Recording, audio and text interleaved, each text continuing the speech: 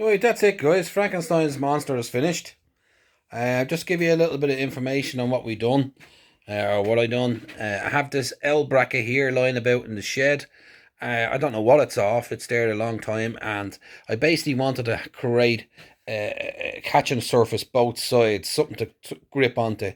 So with that in mind, I used a bit of this hardwood V sheet that I had, and you can see the groove there, and that hooks onto this bar really well.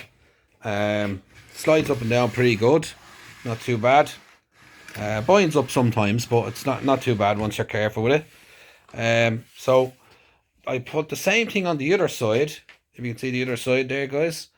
And to clamp it in place, I wanted to use this little fella here, which is basically a G clamp, which I cut the end off the G, so there's no G. It's more of a kind of an L clamp. And when I tighten this up, it just binds against that wood there and holds it in place. Quite functional. It's worked quite well. It seems to keep it really steady and sturdy once you've got it lined up. I'm also going to add a measuring device along here, measuring tape. I was thinking of the tailor's tape, if you like, and just going from 0 here up to, I think it goes up to about 600, and just gluing it there and gluing it the other side into position I'm happy with, and that should really help with your measurements as well. So that's a cheap and handy little way out of that one, so you're not measuring everything all the time. And then also I had to add this switch here. It's not the switch I wanted to use. Unfortunately, the one I had just didn't work. And I mean, that's why I got that for $3.99.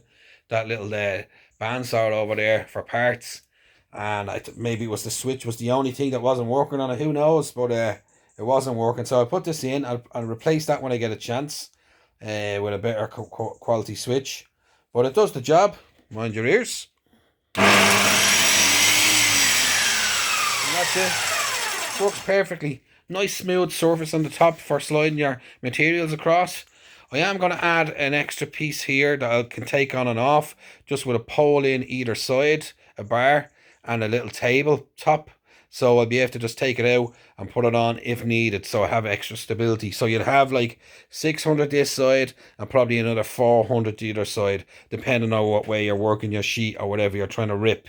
And I can just take it on and off as needed, as I said. But that's it, guys. That's the kind of setup as I have it. The legs, might change the legs out as well. I mean, I just put them on because I was getting impatient and I wanted to put something on it and get it up off the ground.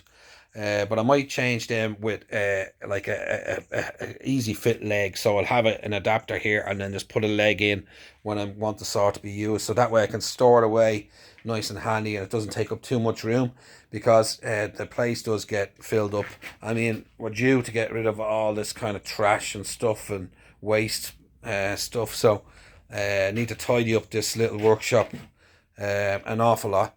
But listen, you make do what you have, guys, and with the time that you have. I had that skill saw there. It was a spare skill saw, Makita skill saw. They're really good quality. They run forever pretty much. You might have to change the bushings on them every now and then, but they're really good, run quite well. So why not? I had a spare, so make myself an old table, a saw table. And yeah, very, very happy with it. So it cuts to about, I think, 2.5 inches will be the maximum that will cut, and that's plenty.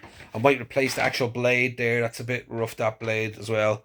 But certainly get me going anyway, guys. And I hope you enjoyed it anyway. And I'll be keeping you topped up or informed of any new projects that we're doing or anything like that. I'll post them up. And if people like what I'm doing, give a like or whatever you want to do, or say hello. Or if it's educational for you in any way, that's absolutely brilliant. Always love learning and sharing, and the only problem is I just can't be doing editing and all that jazz. So they're very down and dirty kind of videos. Unless some editing genie wants to come along at some stage and help me out with all that stuff, that'd be great. But until that happens, they'll be down and dirty, but they will be educational. And hit me up with any questions if you're interested. And I'll talk to you soon, guys. Over and under.